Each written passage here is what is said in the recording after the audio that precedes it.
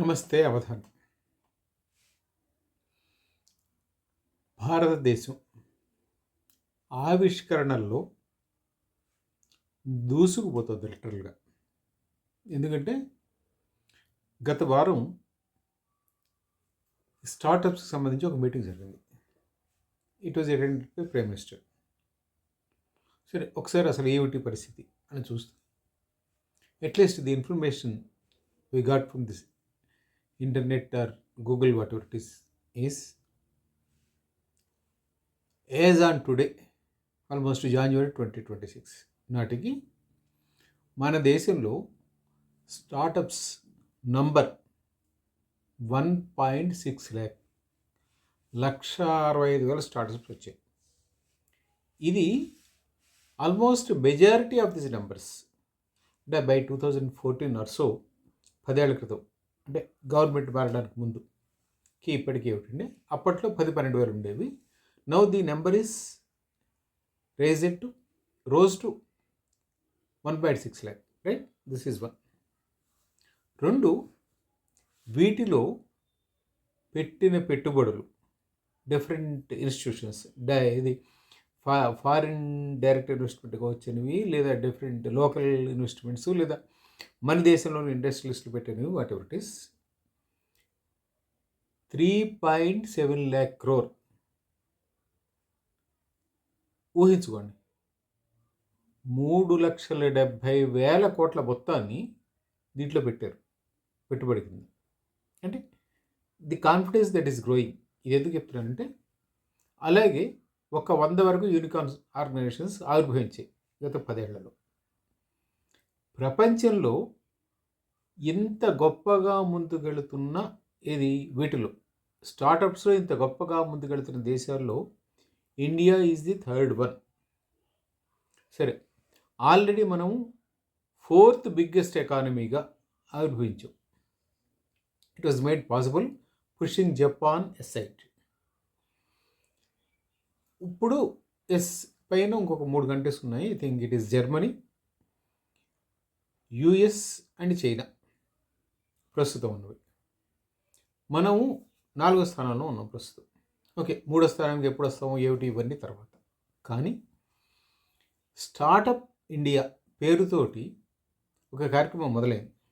Government is offering huge incentives for those who are ready to take up new ideas, new initiations. వీటికి ముందుకు వచ్చే వాళ్ళందరికీ కేంద్రం తాను చేయగలిగిన, తాను ఏం చేద్దాం కూడా చేస్తుంది. అయితే ఇది కేంద్రం ఏం చేస్తుంది ఇది అని కాదు, అసలు ఈ పర్స్పెక్టివ్ అంతా ఏమిటంటే ది చేంజింగ్ పర్స్పెక్టివ్స్. ఇది వరకు ఇన్నోవేషన్స్ ఏదైనా కొత్తది కావాలి అంటే మనకు బయటికి రావాలి. Now it has changed. We are able to, we can and we are able to. And 3,70,000 కోట్లు ఇటువంటి దాని మీద ఇన్వెస్ట్ చేయడం అంటే అది చిన్న వ్యవహారం కాదు. In any given consideration. అంటే ఒక రాష్ట్రం యొక్క బడ్జెట్, అంటే ఇప్పుడు మనం తెలంగాణ అనుకుంటే ఒక రాష్ట్రం యొక్క బడ్జెట్, అది ఒక రాష్ట్రం యొక్క బడ్జెట్ని వీటి మీద, స్టార్టప్స్ మీద ప్రజలు ఇన్వెస్ట్ చేశారు అంటే సీ దేర్ కాన్ఫిడెన్స్. అంటే India is growing, right? India is growing అనేది మనం చెప్పుకోవడానికిను ప్రాక్టికల్గా అవుతున్న దానికి వేరియేషన్స్ ఎప్పుడు చాలా ఉంటాయి. ఎందుకంటే మన ఎక్స్పెక్టేషన్స్ చాలా హైలో ఉంటాయి, రీచ్ అంత హైలో ఉండదు, ఎప్పుడు ఉండదు. ఎప్పుడైనా సరే, ఎందుకు మన ఇంట్లోనే మన పిల్లల మీదో, తల్లిదండ్రుల మీదో, బంధువుల మీదో, హూ ఎవర్ ఇట్ ఈస్, మనం ఒక హై ఎక్స్పెక్టేషన్ పెట్టుకుంటాం. వాళ్ళు ఎప్పుడప్పటికి రీచ్ గారు, వీ ఫీల్ ఇట్ బ్యాడ్. చాలా సహజంగా జరిగే ప్రక్రియ. కానీ ఇది అది కాదు. This involves so many things.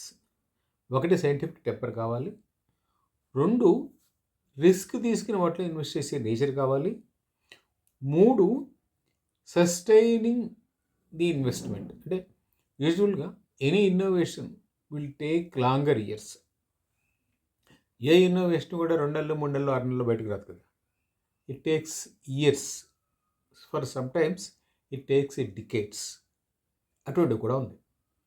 1, 2, 3 decades పట్టిన ఇన్వెస్టిగేషన్ రీసెర్చెస్ ఇవి కూడా ఉన్నాయి. సో అంటే ప్రతిదానికి అంత పడుతుందా అని నేను అన్నా, కానీ but just to explain it takes longer time అని చెప్పడం కోసం చెప్తున్నాను. ఇంత ఉంది దీంట్లో. సో అంటే ఇంత ఉన్నప్పటికీ India is investing huge in startups is a good sign, at least if not today for tomorrow. ఇవాళ కాకపోతే రేపు, రేపు కాకపోతే ఎల్లుండ, will be somewhere where everybody look at India for one or the other solutions for scientifically challenging issues. ఆ పరిస్థితి క్రమంగా వస్తోంది. This is good for India, this is good for citizens. Avadhani.